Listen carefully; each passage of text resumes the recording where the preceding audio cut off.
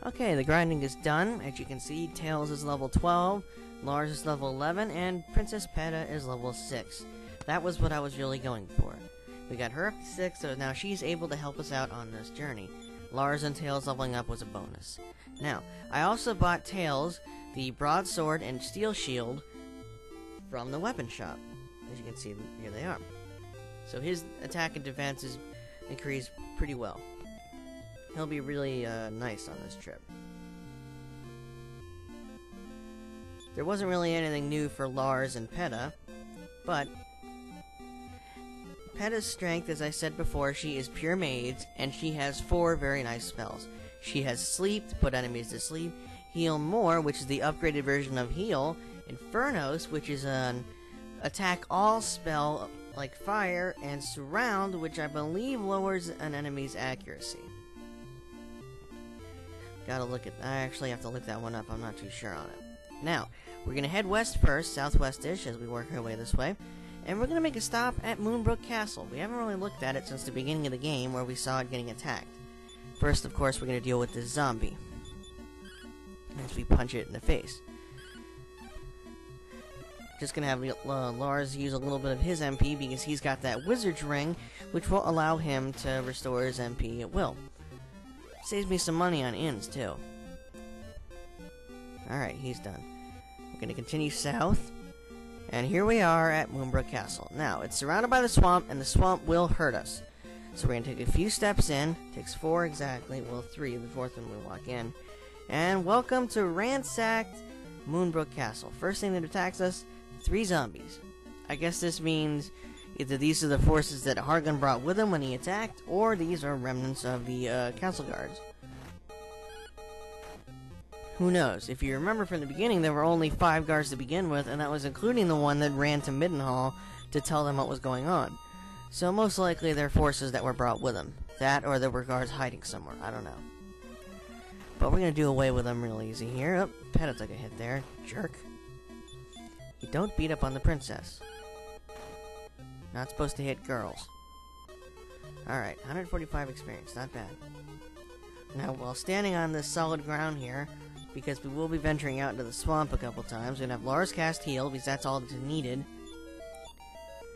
Since Peta has such low HP. I'm gonna use it again real quick. There we go. The heal more will be saved for when more HP is needed to be healed. And this is what happened to Castle Moonbrook after Hargan was finished it. These flames here, they're not really flames, they're spirits, as you talk with them. This one says, "Help, help! Hargan is coming to destroy us all." You don't say. Look what he did to the castle. We're gonna go up now. And there are 2 chests in that room above us, but they're both empty, I'm afraid. So not gonna bother with them.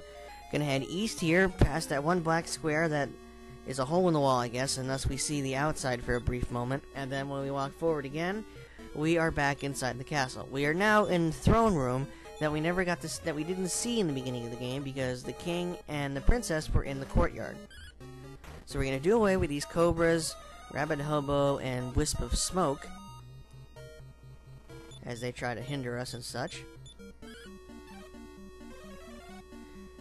It casts around, and it said we were surrounded by an unknown force, but I'm not sure what it does, as I said before.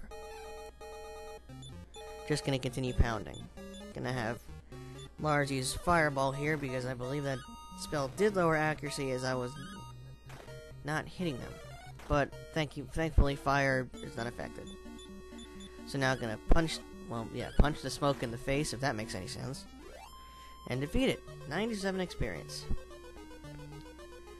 So, now we're in a throne room. It looks pretty much like the rest of the castle. And the only spirit left in here is the king. Apparently after dying, he wandered back here. Don't know why.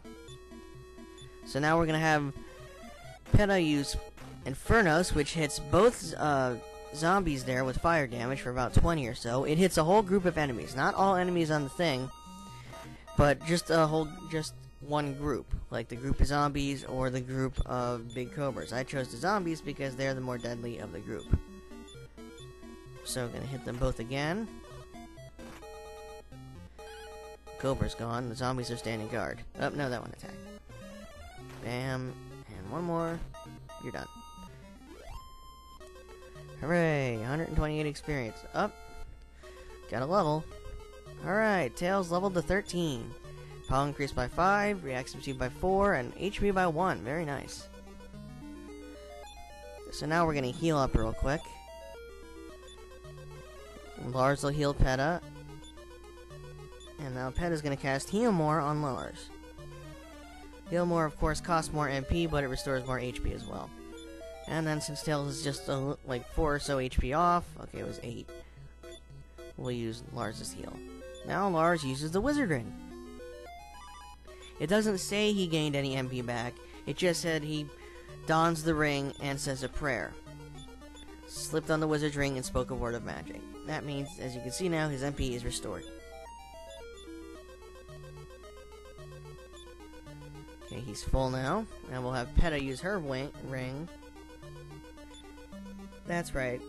Also during the grinding, I got another lottery ticket and was able to win another ring for her. So we're good there. Now, we'll talk to the spirit.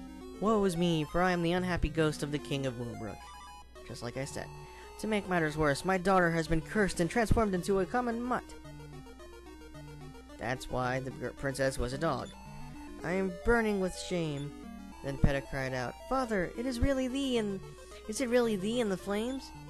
And the flame replied, Alas, it is I. It is Hargon's way of firing those he doesn't need. No pun intended. And that is all the king says, despite being reunited with his daughter, who he last saw being transformed into a dog. No happy reunion, no, Father, I'm so sorry, no nothing. Just, yes, it's me. This is what happens when Hargon doesn't need you anymore. He turns you into flames. Yeah. So now that we're done saying hi to the king, there's one more place to check out in this castle, and that would be where the one last surviving person is. There is one guard that managed to stay alive throughout it all, and we're gonna go pay him a visit as soon as these zombies are dead. The spell's not gonna affect us. Stop casting Surround, you jerks. Fight. Yeah, you're done. So now, we're gonna head west again and get out of the throne room. We're back in the main castle now, and we're gonna head north. We can come talk to this flame here, but he's just gonna ramble on about whatever once we get rid of these guys here. Infernos is gonna be the princess's main form of attack for a while, because she doesn't learn any other attack spells for a little bit. So, now with those guys gone, we can talk to this thing. The Mirror of Ra was lost long ago in a swamp southeast of Hamlin, in the place where the 4 bridges can be seen. He goes and tells us where the Mirror of Ra is. Unfortunately, I already knew where it was, so that tip is useless. Now, here's where it gets tricky. We're stepping outside into the swamp. Each step we take damages all 3 characters for decent amounts of health. We can also encounter metal slimes here. These guys give very nice experience, but they're also very hard to take out. As one, they run like that. We may have encountered one already, I'm not sure. But they also have the highest amount of defense in the game, meaning no matter how high your attack is, you're always going to hit them for 1 damage. That, and they have very high evasion, so you're going to miss a lot as well. Now, we've made it through. We're wandering through the swamp here, taking damage with each step. We've got to work our way down along the side of this castle. Got to heal along the way because we're taking 5 to 10 damage a step here. And if you're not careful, you can and will die out here. When I was practicing, I did die a couple times here. So hopefully I'll be able to get through it this time. Got decent HP, take a couple steps. No, it's right here. Turn right, we can walk into a secret area and into the castle. Now, heal once again, as we are now able to access the courtyard where the king and princess were in the beginning of the game. I don't know why it's so hard to get to this area of the castle. I mean, you'd think being the courtyard would be the easiest place to get to. Well, then again, I guess before the castle... No, the castle was always surrounded by swamp. Well, maybe the swamp wasn't always poisoned. I don't know. Anyway, gonna deal with these centipods here. This is where Infernos really comes in handy, as when it's all one group of enemies, it hits them all. And when they're weak like that, they can easily wipe them out. So they go and drop a leather armor, which we can sell for a decent amount, and gave us 101 coins. Not bad. So now we're going to cross through the courtyard here, where we last saw the king and princess, of course, in the beginning of the game, and go down the stairs the princess was trying to go down. And there we find the sole surviving person of Castle Moonbrook. That would be this cowardly guard, who just says, "Princess, thou art now free." Yeah. What a joyous reunion. These people really cared about their princess. The one guard runs and hides where the princess was supposed to be. The castle is ransacked. The king doesn't react at all to seeing his princess again, except for saying, "Yes, it is me in these flames," blah blah blah blah blah. So now with that done, let's leave this miserable place.